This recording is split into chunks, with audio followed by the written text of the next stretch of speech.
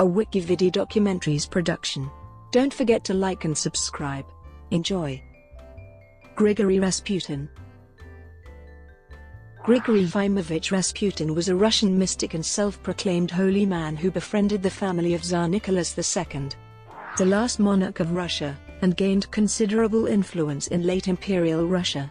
Born to a peasant family in the Siberian village of Pokrovskoye, Rasputin had religious conversion experience after taking a pilgrimage to a monastery in 1897.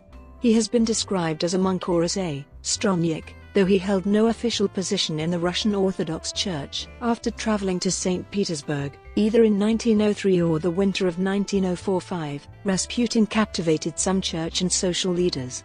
He became a society figure, and met the Tsar in November 1905.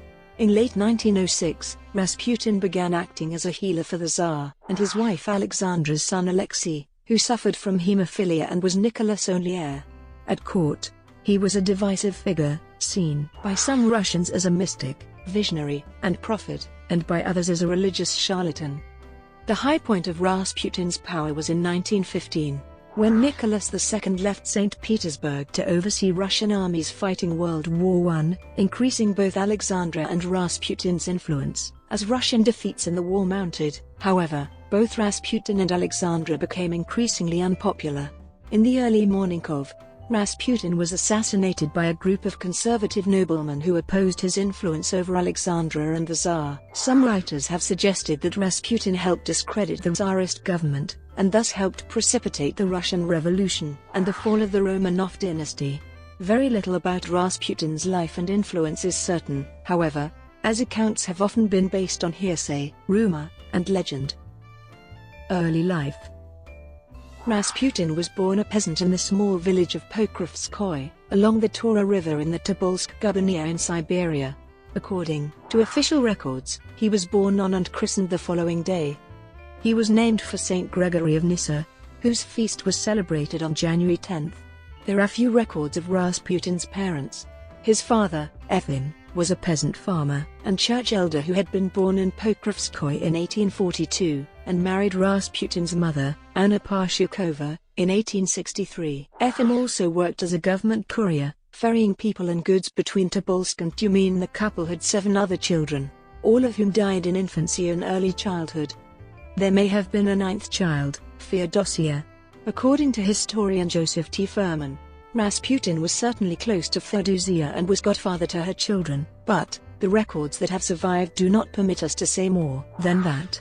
According to historian Douglas Smith, Rasputin's youth and early adulthood are a black hole about which we know almost nothing, though the lack of reliable sources and information did not stop others from fabricating stories about his parents and his youth after Rasputin's rise to fame. Historians agree, however, that like most Siberian peasants, including his mother and father, Rasputin was never formally educated, and he remained illiterate well into his early adulthood. Local archival records suggest that he had a somewhat unruly youth, possibly involving drinking, small thefts, and disrespect for local authorities, but contain no evidence of his being charged with stealing horses, blasphemy, or bearing false witness, all major crimes that he was later rumored to have committed as a young man. In 1886, Rasputin traveled to Abalak, where he met a peasant girl named Praskovya Dubrovina.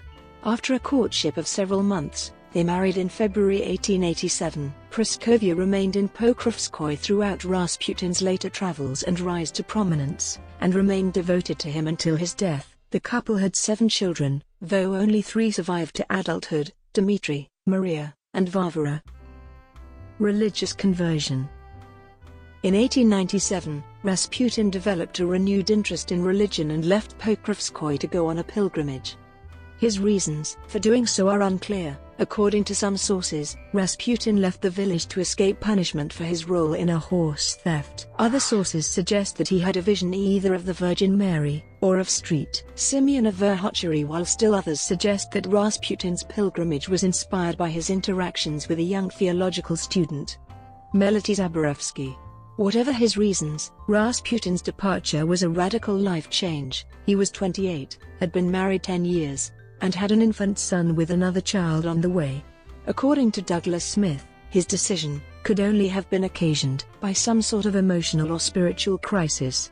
Rasputin had undertaken earlier, shorter pilgrimages to the Holy Znamensky Monastery at Abalakand, to Tobolsk's Cathedral, but his visit to the St. Nicholas Monastery at Verkhovtary in 1897 was transformative. There, he met and was profoundly humbled by a starets known as Makari.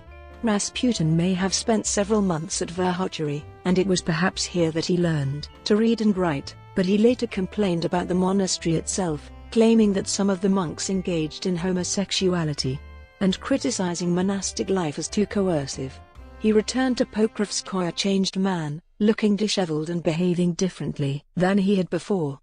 He became a vegetarian, swore off alcohol, and prayed and sang much more fervently than he had in the past. Rasputin would spend the years that followed living as a strannik, leaving Pokrovskoye for months or even years at a time to wander the country and visit a variety of different holy sites.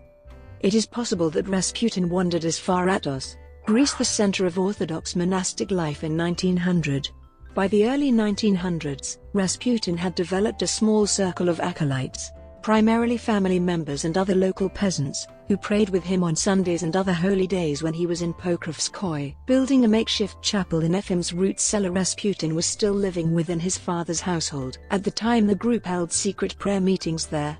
These meetings were the subject of some suspicion and hostility from the village priest and other villagers. It was rumored that female followers were ceremonially washing him before each meeting, that the group sang strange songs that the villagers had not heard before, and even that Rasputin had joined the Klisti, a religious sect whose ecstatic rituals were rumored to include self-flagellation and sexual orgies. According to historian Joseph Furman, however, repeated investigations failed to establish that Rasputin was ever a member of the sect, and rumors that he was a Klist appear to have been unfounded. Rise to prominence. Word of Rasputin's activity and charisma began to spread in Siberia during the early 1900s. Sometime between 1902 and 1904, he traveled to the city of Kazan on the Volga River, where he acquired a reputation as a wise and perceptive starets, or holy man, who could help people resolve their spiritual crises and anxieties.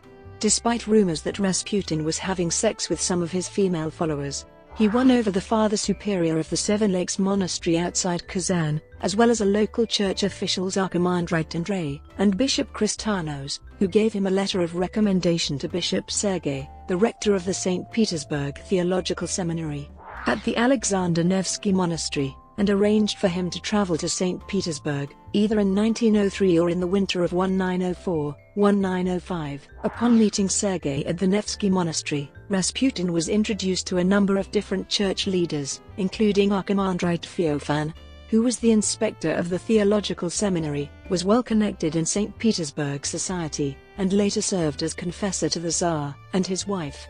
Feofan was so impressed with Rasputin that he invited him to stay in his home, and became one of Rasputin's most important and influential friends in St. Petersburg. According to Joseph T. Furman, Rasputin stayed in St. Petersburg for only a few months on his first visit and returned to Pokrovskoye in the fall of 1903. Historian Douglas Smith, however, argues that it is impossible to know whether Rasputin stayed in St. Petersburg or returned to Pokrovskoye at some point between his first arrival there and 1905. Regardless, by 1905 Rasputin had formed friendships with several members of the aristocracy, including the Black Princesses, Militsa and Anastasia of Montenegro, who had married the Tsar's cousins, and were instrumental in introducing Rasputin to the Tsar and his family. Rasputin first met the Tsar on November 1, 1905, at the Peterhof Palace. The Tsar recorded the event in his diary, writing that he and Alexandra had made the acquaintance of a man of God, Grigori, from Tobolsk province. Rasputin would not meet the Tsar and his wife again for some months. He returned to Pokrovskoye shortly after their first meeting and did not return to St. Petersburg until July 1906. On his return, Rasputin sent Nicholas a telegram asking to present the Tsar with an icon of Simeon of Verkhovtary. He met with Nicholas and Alexandra on July 18, and again in October, when he first met their children. Joseph Furman has speculated that it was in October that Rasputin was first asked to pray for the health of Alexei, By December 1906, Rasputin had become close enough to the royal family to ask a special favor of the Tsar that he be permitted to change his surname to Rasputin. Nicholas granted the request, and the name change was speedily processed, suggesting that the Tsar viewed and treated Rasputin favorably at that time. Healer to Alexei. Much of Rasputin's influence with the royal family stemmed from the belief by Alexandra and others that he had eased the pain and stopped the bleeding of the Tsarevich, who suffered from hemophilia on several occasions. According to historian Mark Ferro, the Tsarina had a passionate attachment to Rasputin as a result of her belief that he could heal her son's affliction. Harold Shukman wrote that Rasputin became an indispensable member of the royal entourage. As a result, Rasputin had been rumored to be capable of faith healing since his arrival in St. Petersburg, and the Tsarina's friend Anna Virubova became convinced that Rasputin had miraculous powers. Shortly thereafter, Virubova would become one of Rasputin's most influential advocates. It is unclear when Rasputin first learned of Alexei's hemophilia, or when he first acted as a healer for Alexei. He may have been aware of Alexei's condition as early as October 1906, and was summoned by Alexandra to pray for Alexei when he had an internal hemorrhage in the spring of 1907. Alexei recovered the next morning. During the summer of 1912, Alexei developed a hemorrhage in his thigh and groin after a jolting carriage ride near the royal hunting grounds at Spala, which caused a large hematoma. In severe pain and delirious with fever, the Tsarevich appeared to be close to death. In desperation, the Tsarina asked Virubova to send Rasputin a telegram, asking him to pray for Alexei. Rasputin wrote back quickly, telling the Tsarina that, "God has seen your tears and heard your prayers. Do not grieve. The little one will not die. Do not allow the doctors to bother him too much." The next morning, Alexei's condition was unchanged, but Alexandra was encouraged by the message and regained some hope that Alexei would survive. Alexei's bleeding stopped the following day. Historian Robert K. Massey has called Alexei's recovery one of the most mysterious episodes of the whole Rasputin legend. The cause of his recovery is unclear. Massey speculated that Rasputin's suggestion to not let doctors disturb Alexei had aided his recovery by allowing him to rest and heal, or that his message may have aided Alexei's recovery by calming Alexandra and reducing the emotional stress on Alexei. Alexandra, however, believed that Rasputin had performed a miracle, and concluded that he was essential to Alexei's survival. Some writers and historians, such as Ferro, have claimed that Rasputin stopped Alexei's bleeding on other occasions through hypnosis. Brought to you by WikiVidi documentaries. Would you like to know more?